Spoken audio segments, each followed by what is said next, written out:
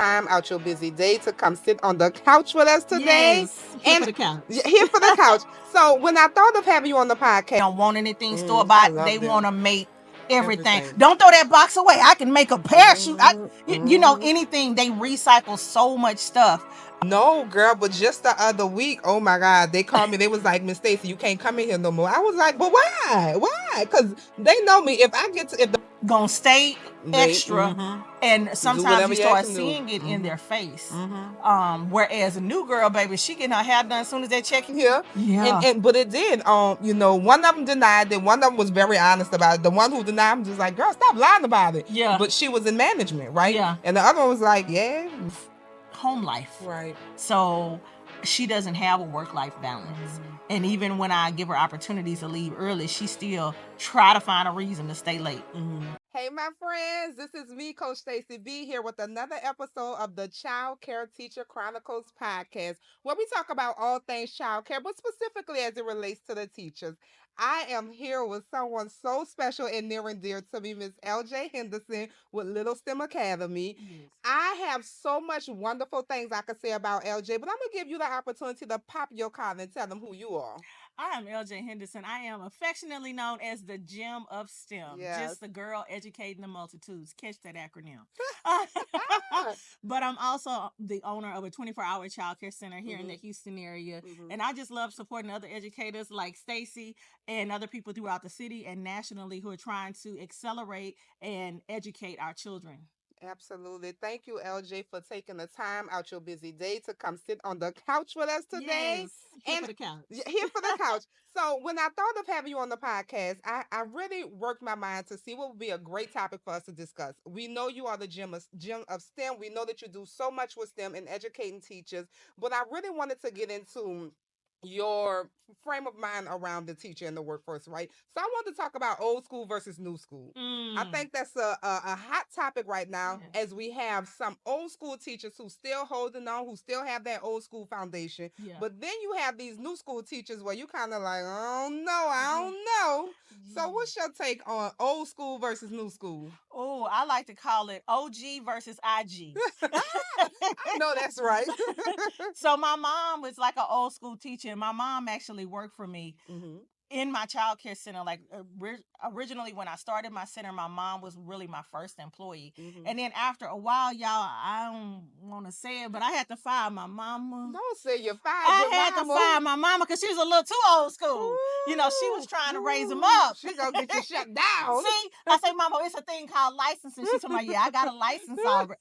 I'm like, Mama, that is not in the regulations. But she was a regulator. Hello? Hello. Hello. So when I think of old school versus new school, I think we need both. I think that the young teachers can learn a lot from the old school teachers, especially when it comes to things like potty training. Can't nobody potty train a baby like an old school teacher. But when it comes to the foundation and understanding the social emotional intelligence and SEL and things like that, and educating the whole child, I think old school is like, as long as they can read, write, and spell and they potty train, right, that's it. They good. They good. But the newer teachers, they're like, oh no, they have to be more social, they have to be more creative, and they want to give them more choices, more involved, more involvement, be more in tune with their feelings, yes, and communicate more. Yes. Old school, shut up, sit down, I ain't talking to you. Yes. New school be like, well, baby, what's wrong? And Yeah. tell me what had happened and why you feel that way. Do you need a hug? Yeah. And mom be like, Oh. Now she gonna hug the babies, but she ain't gonna ask you if you need a hug. Come here. Yeah. But I think it's so funny that you brought that up, because literally, I think what makes some centers so successful is because that mix of old school and new school, right? And then finding that perfect balance.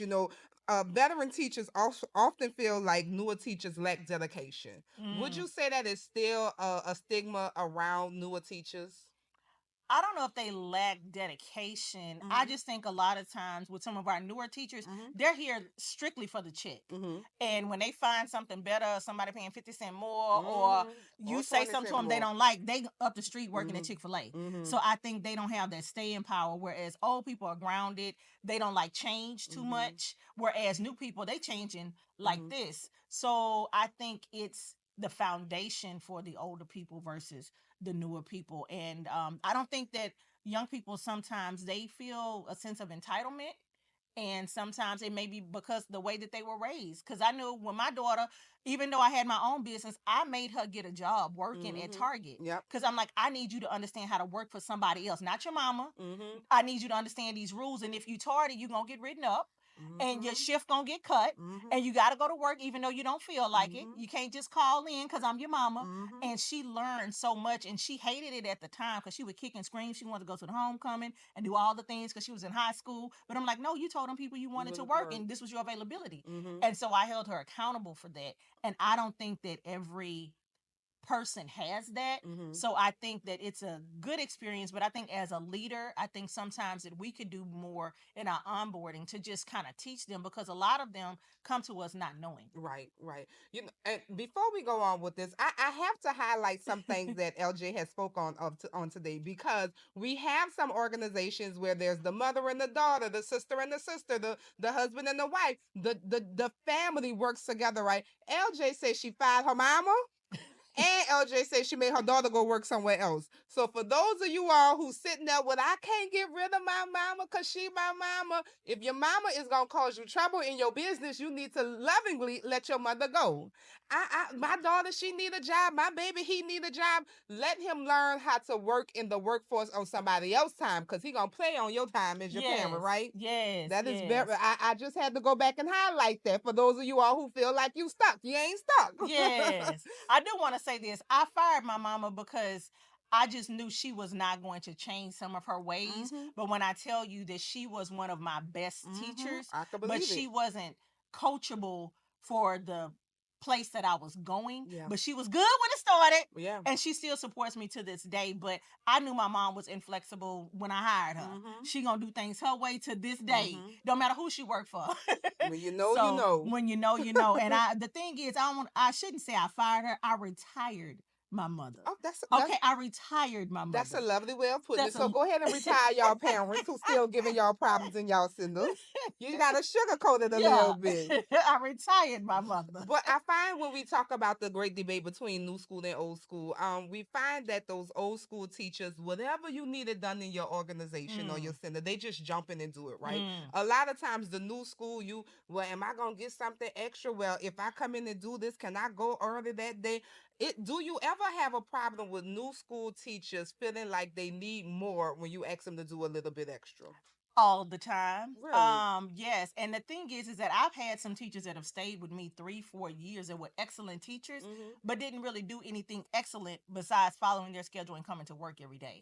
And so when I look at, you want to raise because you've been here 3 years, but I've given you opportunities to go get your CDA and you didn't go.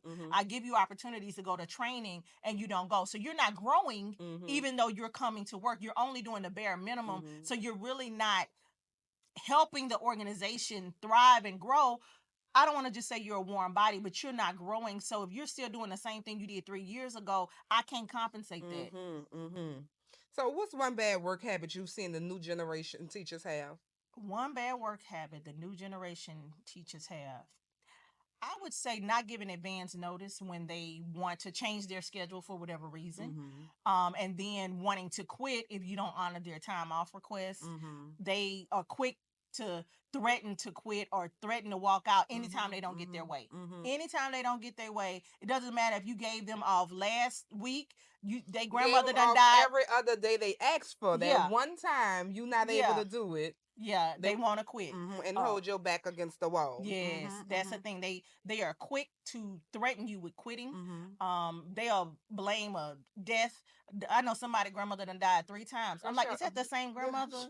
Baby, I thought she had been passed. She came back. She came back. But I mean, like literally, like they will just call in with these long lies. I'm like, baby, if you need a day off, just say that. But I just asked my staff to at least extend me the courtesy of covering your shift. So if you need to get time off, because I do think that time off is important, and I do want to, support their mental health or just them just having a break.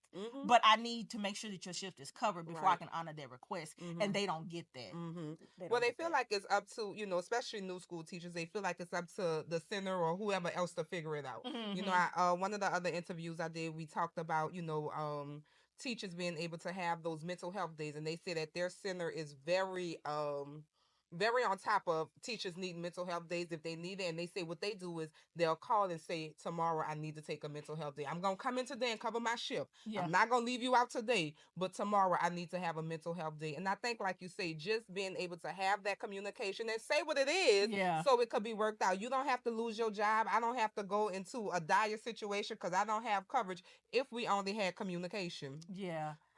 Go ahead. I did want to say, like, the center is not going to shut down because one person doesn't come in. That's true. But I don't want it to be a habit, because if it's the same person always being off, calling in late, other people get to see that, and then it starts festering in your organization. So I just want people to respect the rules. If they call in sick and say, I need to be off, okay, I can honor that. But if you know that you are going to be out of town, just give me advance notice if at all possible. I just ask for common courtesy. Common courtesy, and that goes a long way. One of the bad habits that people, and I'm so surprised you didn't bring this up, one of the bad habits of new generation that people often talk about is the cell phone. The cell phone. I mean, I even had to give no smart watches. You couldn't wear your smart watches in my centers anymore because you take the cell phones away, but they on the watching, they talking and they texting and checking Facebook.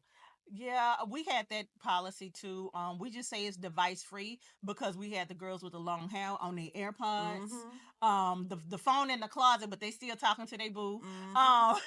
So we came up with like a device free. But I know in this generation, that's just one of the things we struggle with. But we have had to implement a policy because, as you said, they're going to be on a smartwatch, or even we have apps on our iPads. They done logged into their app and they on their little whatever chatting on the iPad. Why you think that they so hooked on their devices?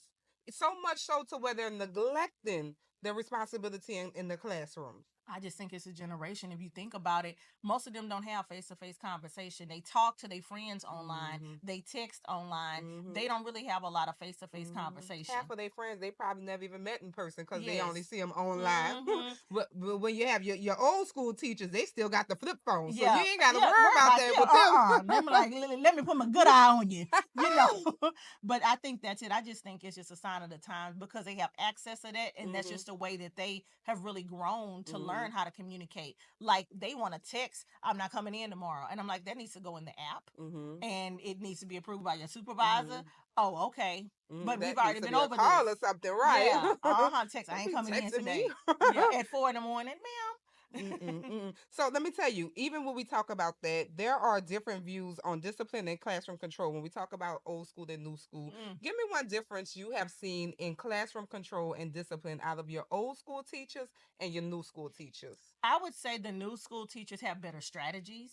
Old school teachers do what they did at their house with their grandkids and what's been working for them. You know, they want to get in their face and say, I wish you would. One of my best teachers at my center, Lord rest her soul, I love her so much, but one of my best teachers, she would say, I dare you to not say that's an A. I dare you. Yeah, so they threaten. Yes. You know, their kids gonna be scared. Yep. The fear. Yes, the fear. I think the new school teachers, because they just are more energetic. And then if you do have a good teacher, she will go and look up strategies. And so I think that they're more willing to learn new strategies. Like, I have a teacher that came to me not speaking any English. She's Dominican. And now she has a CDA. She's one of my best teachers. But I found her the other day singing Baby Shark. And I'm like, why are we still singing Baby Shark? And it's been 17 years ago. But she won't learn any new song. She just said Baby Shark. And I'm like, if you don't, English. No, she know English now. She's good. But I'm saying, going back to old school, she doesn't think that she needs to learn new songs. You know, I'm like, baby, Miss Monica, Gracie's. We don't really do Gracie's that much. But I'm saying there are other songs that you could do. Like a lot of the childcare conferences we go to, there are people there to show you how to incorporate music in early childhood. She's not trying to go to that class. And let me tell you what I think is so funny or ironic, actually. I find that the new school teachers have more patience with the children.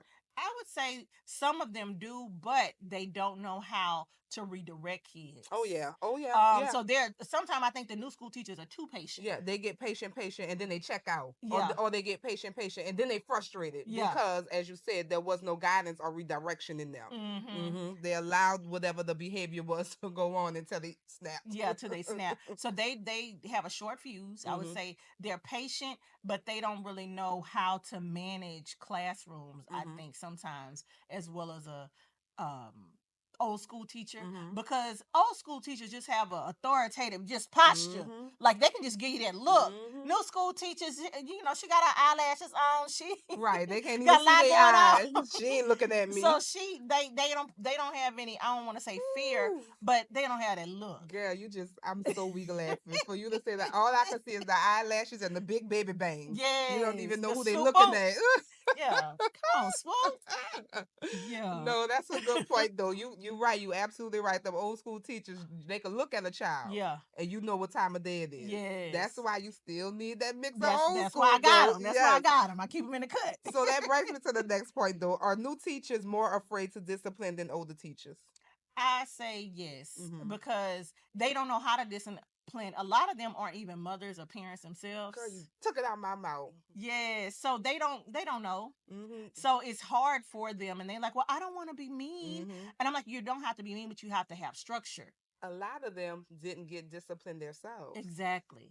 Like those of us who grew up in households where there was discipline, whether it was, physical or verbal or something, some type of punishment or discipline. Where we had the expectations, where we had disciplinaries, we learned as a result of it. Yeah. See, that's why a lot of the younger generation still struggle because they don't have a lot of discipline or disciplinaries in their life. Now, everybody want to be their friend. Yeah. Their mama want to be their friend. Their daddy want to be cool. I'm the favorite TT. Grandma ain't grandma no more. No. Grandma is grandma. When grandma was mama, mama used to tear that butt up. Yeah. Grandma, don't touch that baby. Leave that baby alone. Yeah.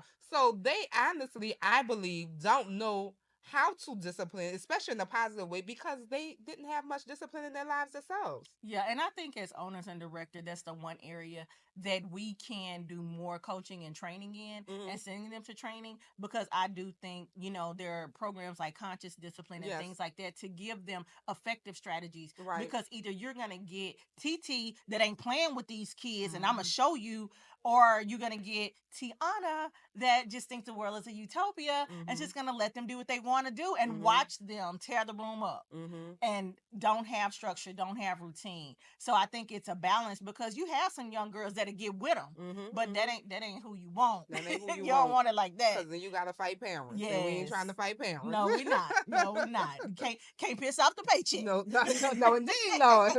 Whatever you like. Yes. But on that, whatever you like, I do know that there are some companies that's. Oh, you okay? Yeah. I'm sorry. You can just turn it on silent. The little side, but yeah. Sorry about that. On that note about whatever you like, there are some organizations, a lot of the franchise organizations, like they have a no saying no policy, so where they can't tell the children no because their parents don't tell them no. And I'm like, I almost said something, Miss Stacey. I'm about to say, ain't no way in Texas, or Louisiana, or whatever, that I'm not going to be able to tell you what is acceptable. Ain't no way in hell. Ain't no way in hell. See, they're right there. But I know that there are some places that actually say that we don't tell children no, we don't turn any children away, we don't do this, we don't do this, and that can be extremely stressful, especially when you have certain parents that don't tell their children no and don't want you to tell them no. I've had parents come in and interview and schedule a tour, and kids are coming behind my desk and picking stuff off and trying to drink out my Stanley cup, and the mama sitting there not saying anything. And I'm like, oh, this is not going to be a good fit. Oh. So do you tell them no? I would tell them this was not, no, this is not going to be a good fit for little Johnny. We actually had that for a while in Louisiana, one of our policies where we were not allowed to tell the children no, stop, don't. Everything had to be redirected. So instead of no, tell them what else to do. Instead of tell them stop, tell them what else to do. Instead of tell them don't. I'm like, okay, Yeah. but I need you to stop. Yeah. You know, at the end of the day, a child needs to know when you need to stop. Yeah. No, you cannot do that. No, that is not okay. We can't. And I think that's part of the problem. And maybe some of the people we're dealing with now in this generation, that we gave them too much fluff. Yeah. As opposed to having those real conversations with them. And now we have them in these child care centers, and we're trying to figure out how to bridge the gap and what's the great divide between old school and new school. Yeah. I say one of the strategies that I've used, and I tell my teachers, like, you can't teach from behind a table. Absolutely. So, like, even during nap time, it's all about proximity. So we have some kids that don't want to rest, or some kids that are restless. But I'm like, if you're trying to get all the kids to lay down, you can't be sitting at the table or sitting behind the desk. You need to go stand. Even if you stand, just your proximity sometimes will make them refocus their attention or straighten up and act right. And one of the things that I do with my students is I'll ask them, what are you doing? So if I see somebody hitting somebody or just cutting up, I say, what are you doing? So they have to pause and think about, what am I doing? And then I say, what should you be doing? Yep. Giving them an opportunity to correct the misbehavior. And then I ask them, what are you going to do? And those are the 3 questions that I've done, and I've been successful with it. And those are just one of the strategies I use with my teachers. That's an excellent strategy, and that actually kind of goes along with what we were taught in our system with the we can't say no, we can't say stop, we can't say no. What are you doing? What should you be doing? Now, what are you gonna do? And what are you gonna do? Thank you for that gem, Miss LJ.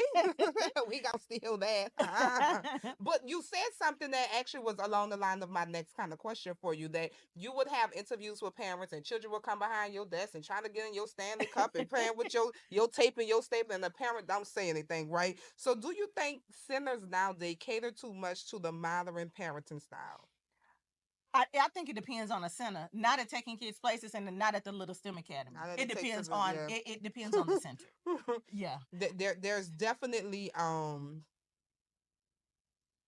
group of locations that cares way too much about all they care about is what the parent want. And I think that causes a lot of problems in the centers, especially with the teachers, because those are the centers where you feel like the teachers don't feel supported. They don't have, their back. And so you end up with a high turnaround in locations like that, all to please parents. And sometimes these parents be wrong. Yeah. I think that we have to do what's best for the teacher. If you know that this, like, we all have our red flag parents, you're going to have them, but not unreasonable, not overbearing. If it like, all money ain't good money. Absolutely. I'm like, the cost too high, I'm not gonna pay that. Absolutely. I'm not gonna do that. So when we talk about the teachers, we have the different teaching styles, structure versus play-based learning. Now, you are the gem of STEM. Yes. Tell me your take on this, madam. I think that children learn best through play. I think that it breaks the monotony of lack of attention. I think that it combats discipline if you can teach a kid in a tangible way a concept. Because if they can do it, then they're more engaged than you just talking, pointing, and teaching. So I believe in PBL, and that's one of the things that we do. We do more project-based learning than we do worksheets and that kind of stuff. But some parents want to see the worksheets. So we'll send them home to do the worksheets, but a lot of times our kids are doing hands-on experiments, and we give them hands-on experiences. Even in practicing their phonics, they're going to make their letter A 5 different ways with different things in the classroom, and maybe even using outside stuff. How many rocks can you use to make the letter A? So that goes back to a lot of our standards and our grants that want us to use natural resources. And I think that it also gives more creativity to the teacher, and the students are more engaged. A lot of time the behaviors come because kids are bored. Absolutely. And when LJ say PBL, she's talking about play-based learning. Having those children actually interact and be engaged and be involved. Ain't nothing worse when you walk in the classroom when the teacher doing everything. It's time for a big activity, and you done told the kids all week we doing this big activity with sand and marshmallows and foam and da da da da da, and all the kids sitting at the table, but only the teacher doing it. Right? And she trying to tell them what to do and what it feels like and what it smells like and what should happen. And so my question to that is, do you think older teachers rely too much on traditional structural learning while younger teachers prefer play-based? I think it depends on the teacher. Okay. I have some teachers, like, they're old school. They gonna cut it out. They gonna make it. They don't want anything from Lakeshore. They don't want anything store-bought. They want to make everything. Don't throw that box away. I can make a parachute. Anything. They recycle so much stuff. Whereas I think sometimes the newer teachers just don't have that experience to see the value in turning trash to treasures. So I think it's a balance. I've seen my older teachers be more creative and using what we have in the center as opposed to saying we don't have X, Y, and Z. And then I buy all the stuff that they want from Lakeshore, and some of it sit on the shelf, or some of it don't make it back to the box, and so now we can't complete the activity because the pieces are missing. But Miss Johnson, she gonna PBL on the desk, and she gonna make something every week for her kids. I had one teacher that had the kids bring in milk jugs. So we throw away so many milk jugs, but she had each family bring in a milk jug, and they actually made an igloo. She hot glued all of the milk jugs together, and she made an igloo for the kids to sit in the reading center. Oh wow. Yeah. Wow. And so that actually goes back to that creativity. Yes. A lot of your old school teachers really, when they came up in early childcare, there wasn't a bunch of organizations and programs, and your lake shores and all of them where they can Or get a bunch grants. or Yeah. or the funding. Yeah. The funding. You had to deal with creativity, and nowadays and I'll be honest, I tell my don't print not another damn diddle sheet. Don't diddle no. Don't print another diddle sheet because they're so stuck on traditional diddle sheets, and oh well, we're gonna print a bunch of diddle sheets and then cut that out. No, get the construction paper, draw it, and cut it out. But a lot of your new school teachers, they don't have that creativity gene because, as you say, they grew up in the technology world, so they didn't have to exercise those muscles. What do you think? I say so too, but I gave my teachers a list of 20 things to do during nap time because a lot of time they're just sitting there watching the kids sleep. And so I give them 20 things to do. And so they use their time to actually do their cutouts and create the things that the kids can do after nap time because there is instruction after 2 o'clock. There is. Absolutely. Yes. So, have you ever seen a situation where an older teacher and a younger teacher clashed over their teaching methods? Oh, baby. This goes back to the lady I had to retire, y'all. Not mama. Not my mama. Mama wanted to fire every teacher I had because she just was like, that girl don't know what she doing. Because she wasn't good enough. Because she wasn't good enough. Yes. I think like with my mother, she wanted to tell everybody how to teach. And doesn't mean that they could not teach. They just were not teaching the way that she was. And she's like, when I was in that classroom, them kids knew their alphabets. They knew how to add. They even knew money. She ain't doing nothing. I had to call her in because somebody was out, and I was like, oh Lord. So that I did see a clash because I think she was overbearing. Because she had her way and she just thought this is the way you need to do it. Follow the leader, but that's not how that's not how you lead. And so mom didn't have a lot of leadership training, so she didn't really lead well. She led by example, and that was it. That was it. I said what I said. Yeah. So that would cause class. I have and I love her to death, but I have one of my old school teachers at the center, and when I tell you, in a heartbeat, if they make her mad or don't do something she's supposed to do, you know what she tell them? Look, little girl. She get in their face and tell them, look, little girl. And these little girls are actually grown women now. Yeah. And they be ready to give her the business back. And I have to keep telling her, you have to stop coming at these girls like that. They're not little girls. They may be 21, 22, 27, but they are grown women, and they gonna put them paws on you. Yeah, we don't want them paws coming out. Oh, I know this in my interview. You said that made me want to ask a question. You can. Have you ever had a physical altercation? No, girl, but just the other week, oh my God, they called me. They was like, Miss Stacey, you can't come in here no more. I was like, but why? Why? Because they know me. If the problem come to me, I'm calling everybody to the carpet, right? This one lady who works in her classroom, do really well with her classroom, keep up with her kids. She said, Miss Stacey, see this girl, I don't like who y'all have breaking me because she not wiping my kids down good. She pointed at one of the cots on the floor. I must admit it was full of spaghetti sauce, which mean that baby was not wiped down before they went to nap, right?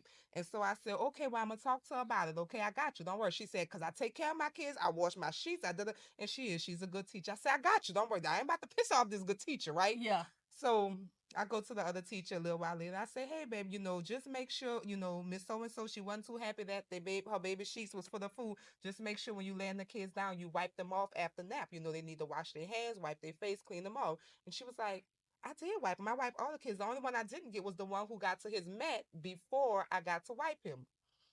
That happens. That happens. Sometimes they get up and they be like, I'm done, I'm going. I said, that actually happens. I said, I understand. Okay, well, it just calls for a little communication throughout you. Baby, the next day, they called me Miss Stacey. You can't come here no more. The young girl. You got old school who keep up with the kids, and the young girl say, "What you told Miss Stacey, and you must don't know I'm crazy. So if you got something to say to me, you girl, old school was about the dog washer at the dog walker in there, girl." She said, "Look, girl, you know who you playing with? Or you crazy? I'm crazy too." I said, "Oh, Lord, all over not wiping the kids down." They don't know how to act sometimes. They don't know how. They don't know You how. had a fight? No, yeah, I did. Honestly, I've had two. I've heard where two teachers went in the closet and had a fight at the center before too. But girl, tell me what had happened. Oh, I can't tell you. I can't tell you. Okay. No, but honestly, this brings up a unique situation. I had two teachers that were dating, and I didn't know that. So they ended up having a little tussle with with the new girl because somebody thought that somebody was looking at the new girl that was spicy. So yeah, so when you now I had to dismiss all of them. But I just when you brought up that I was like, But what's so funny about what you say, and this is why our policies and our documents are ever living, because they're going to grow and evolve and change. But quite like you, I didn't know I needed to have a no fraternization policy at the center. I mean, we all girls and we all have fun. Hey, they have fun. They have good girls fun. Just want to have fun. Good fun. Good fun. I kissed the girl and I like. That's what they were saying in there. Oh, that's what y'all doing? We can't have none of that in here. And but it did. One of them denied it. One of them was very honest about it. The one who denied, I'm just like, girl, stop lying about it. Yeah. But she was in management, right? Yeah. And the other one was like, yeah, she was very, very honest. I had no reason. Why would she lie about it? You know. And so, but it did. It caused for bad work relationship. Because people think they're getting preferential treatment. Right. And so one was management and one was kind of management, but not to that level. And she really started slacking on some of her duties. She wasn't correcting. So I had to let go of this one. Then the story is we let go of her because we was mad. Cause this too much. This too much. Can't we just all be girls at work? I mean, I'm talking about the flip side of it, but I also had a dad that was like kind of sweet on one of our teachers and would be putting money and little notes in the kid homework binder. And I didn't know I had needed to have a policy on that. So I mean, the policies are never ending in childcare. I didn't think I had to tell you can't date your child's teacher, but yeah, I'ma just say, okay, that's a whole nother show. Because let me tell you, I'ma tell you when we cut, baby, what's going on in the city, baby. Ooh. But nonetheless, we gonna go back to these new school and old school teachers, new school and old school. So let's see, work ethic and work-life balance. Who has the right mindset? Old teachers often say the new generation is lazy, right? And not dedicated. Do you agree or disagree with that? I think that the old school teachers sometimes don't know how to sit down and rest. I have given massage spa cards to older women that don't use it. I don't want nobody touching on my body. They don't know how to relax. And it doesn't mean someone has a touch on your body, but even going to get your nails done, your hair done. Like sometimes I find the older generation will neglect that. Like they're going to come in sometime looking like they just rolled out of bed, but they going to never be late. Gonna stay extra, and sometimes you start seeing it in their face. Whereas a new girl, baby, she getting her hair done as soon as that check hit on Friday. She getting hair, nail, new outfit, and gonna take off early if she gotta go get braids because she going to Cancun. So I'm just saying they know how to take care of themselves. I cannot understand how many people take off to go get. I used to work with a girl in childcare. This was years and years ago. And every Friday she had an appointment. She was like, "Oh no, I gotta go. I got my appointment. I got my appointment." Oh, okay. And I remember asking her finally, like, "Oh, well, are you okay? Like, are you sick? Every Friday you got this real current appointment." She was going to the nail salon every Friday. She was taking off work, standing appointment every Friday. The ladies now, and they complain about they check. They'll complain about want more money, but you're gonna miss a whole day of work to get some $200 braids in your head. Yeah. I don't know. Do you have a policy on like the length of hair and all of that? Because I know like with the nails, the points, and all the stuff on the fingers working in the baby room, I'm like, baby, that's coming straight through that glove. I don't have a. I just. So we don't have a policy on the length of hair. We do have a policy on the length and the shape of nails when you work them, because a lot of them like that stiletto look now, Yes, or that caulking stiletto. look. We have a policy on that. And I did not have a hair color policy until a staff member came in with pink hair. And it wasn't really a problem that a staff member came in with pink hair. It just was too much because he came in with pink hair. Okay. And so I was like, I cannot have this guy in the center walking around with pink hair. And it really made me self reflect and check myself, because I was like, if this was a girl, would it still be a problem? And in all honesty, probably not. But then I had to do across the board. We had to get rid of certain colors in the hair at the establishment. But again, this was something you mostly get out of your new school teachers, not your old school. Yeah. They do that peroxide or that good dark rinse. Baby, with the Kool-Aid. They gonna get the Miss Clairol. You know who used to dye hair with Kool-Aid? Come on. I know. I already know. What? I already know. But you ain't had to worry about the greens and the blues and the pinks. Baby, and all that. Cherry was gonna get you right every time. Every time. But yeah, we actually did. We had to implement. We had to implement a hair color policy. Again, we had to implement the no fraternization policy. And honestly, this all stemmed from things from our new school teachers. Yeah, I mean, I think the more we know, the more we grow. And I'm always updating my handbook because there's certain things that you just didn't think that you had to teach, but we have to teach. I think you're so on point with something you just said too, because my next topic was, do you think younger teachers are more aware of work-life balance than older teachers who sacrifice everything for the job?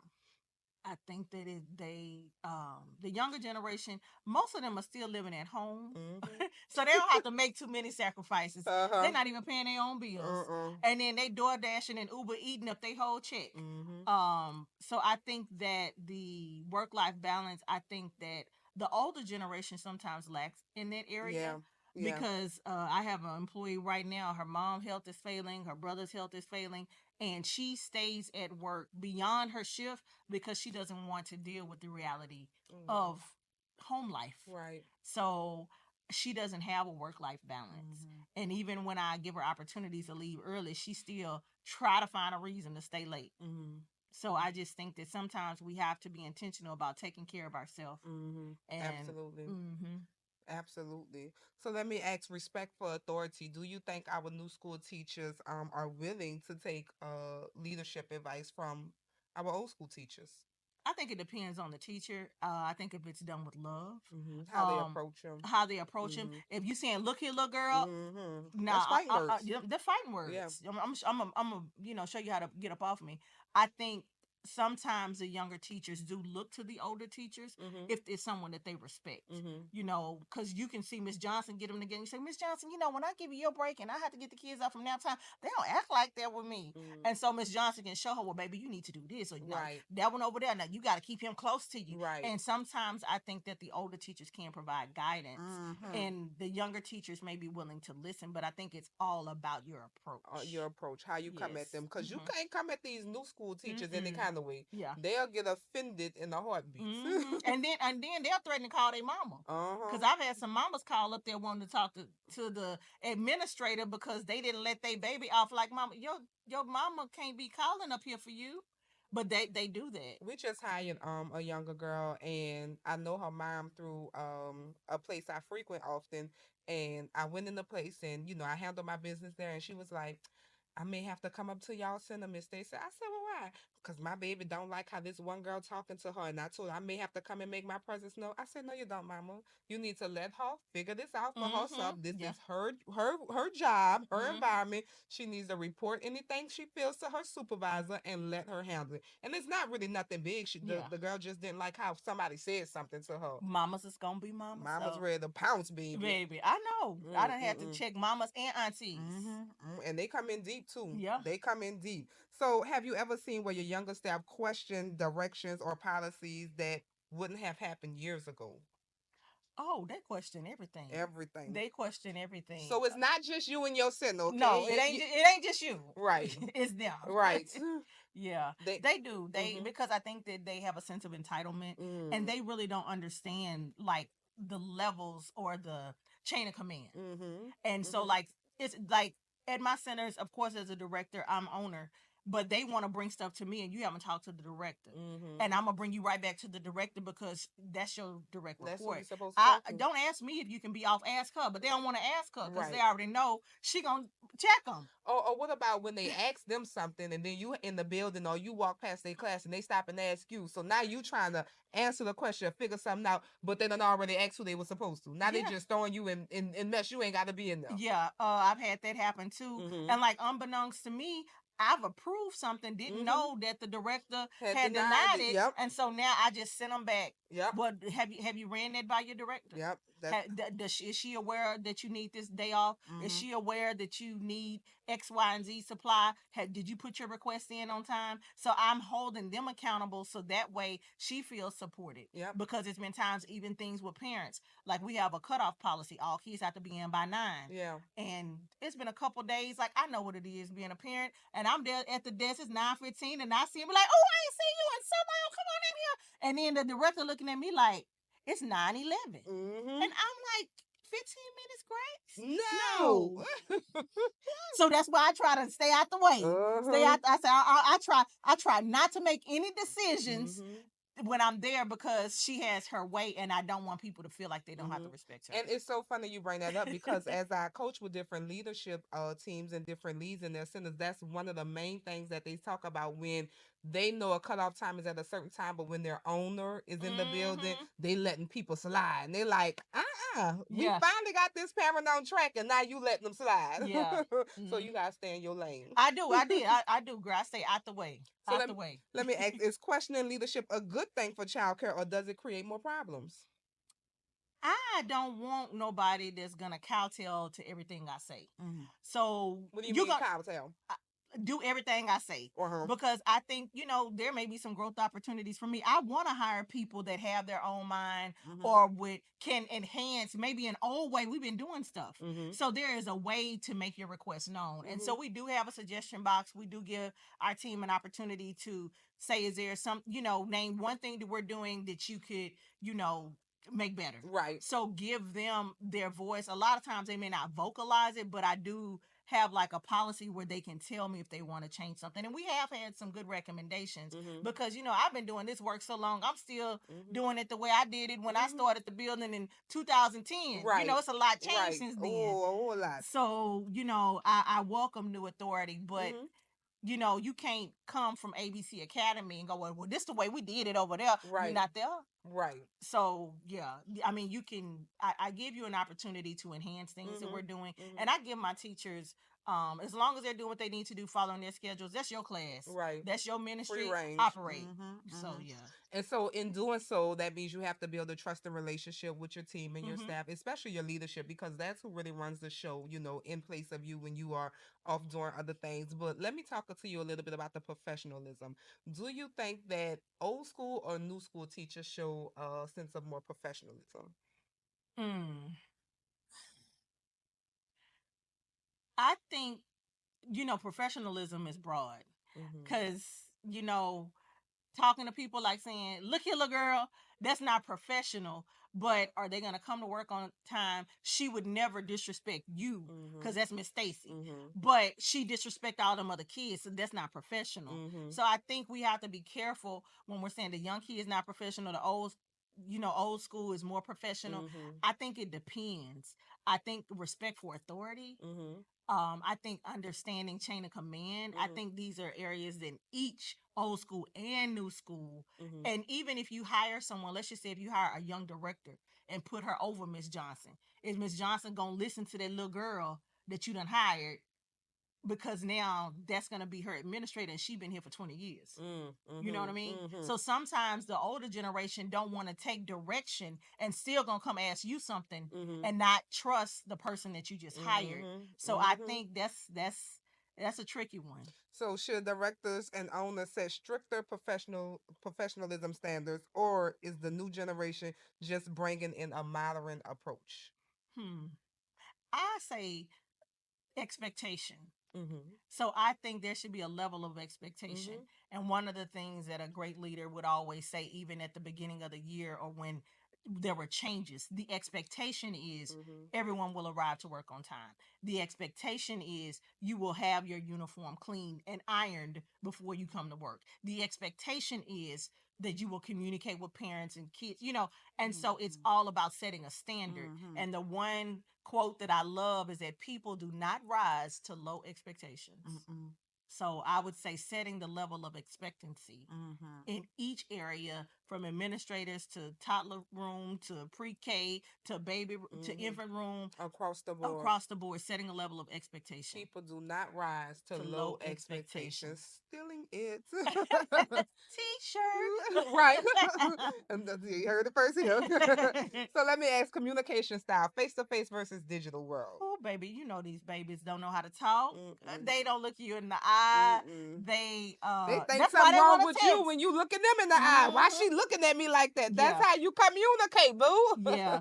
I think under helping them understand their communication styles, and I think doing even personality quizzes and inventory, letting them know how they learn best and how they communicate. I think that would be a good lesson for all teams, because sometimes we don't realize our communication until we do an inventory and figure out, oh, I am kind of authoritative. Oh, I am kind of passive aggressive. Oh, I can be a little, and so when you identify how you communicate, then you can communicate better to others.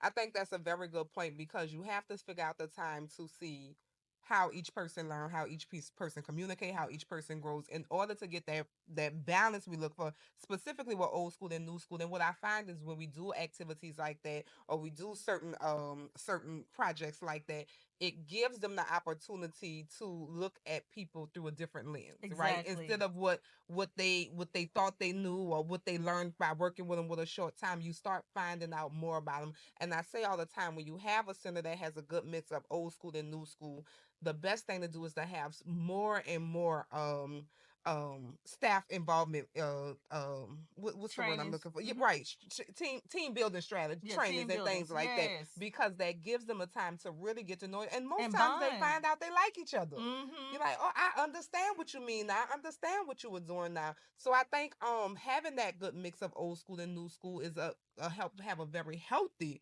organization. No, I'm excited for that. So talk to me a little bit, because we're gonna wrap up in a little bit. So talk to me a little bit about what you got going on, LJ. Ooh, baby, she got a lot going on. She got it going on. I'm just preparing for a few conferences.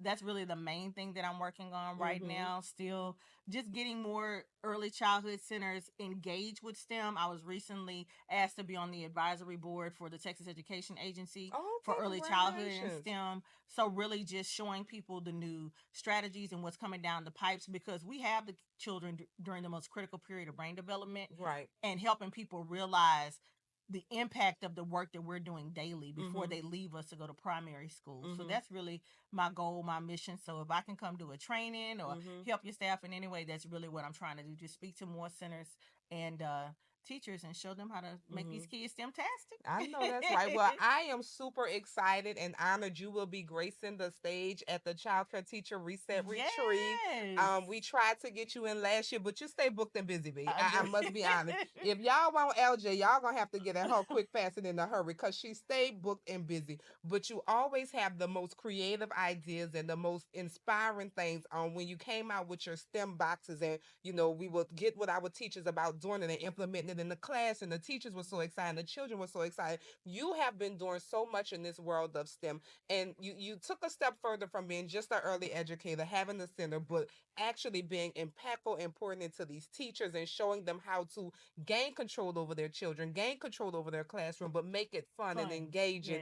And so I'm super excited to have you at the retreat, and to be there and just pour into these teachers, LJ. I am so thankful you were able to come and sit on this couch and talk to me today. I mean, we could really sit here and run it much, much more, and I'm sure we will. Yeah. But for the time being, I am going to thank you for being here. Is there anything you want to share with everybody before we sign out?